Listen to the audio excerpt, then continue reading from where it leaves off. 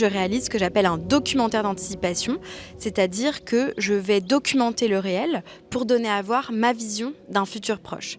Et donc c'est ici, à ce moment-là, que je considère qu'il y a une forme de résilience, c'est lorsque je convoque le futur et donc une manière de voir différentes possibilités. Donc je dirais que c'est montrer des problématiques assez catastrophiques, mais avec un monde des possibles qui est permis par le narratif du médium photographique.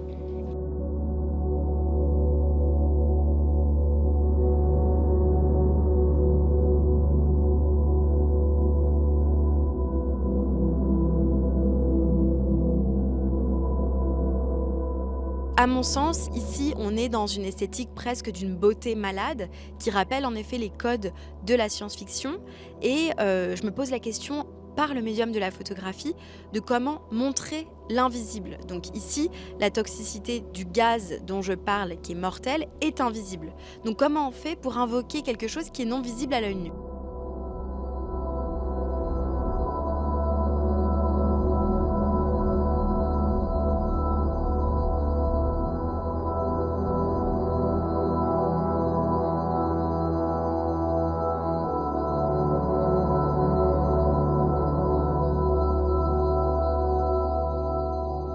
Ce sujet sur les algues, c'est également une collaboration avec des scientifiques, c'est la suite, c'est juste le côté plus expérimental. Donc en fait, les images ont été plongées pendant 3 semaines dans un bain d'algues toxiques et au bout de 3 semaines, elles sont ressorties avec ces taches et donc l'idée ici, c'est vraiment de montrer en fait la toxicité par l'expérience de la matière.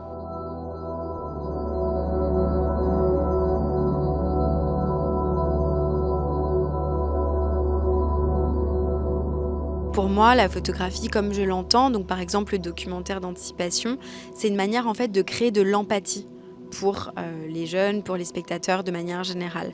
Et donc créer de l'empathie par ces formes esthétiques assez plaisantes pour attirer. Et là, une fois qu'on est attiré par l'esthétique, mieux alerter, mieux regarder et mieux comprendre. Donc oui, à mon sens, la photographie est un médium qui peut vraiment changer les choses dans l'engagement qu'on a tout à chacun.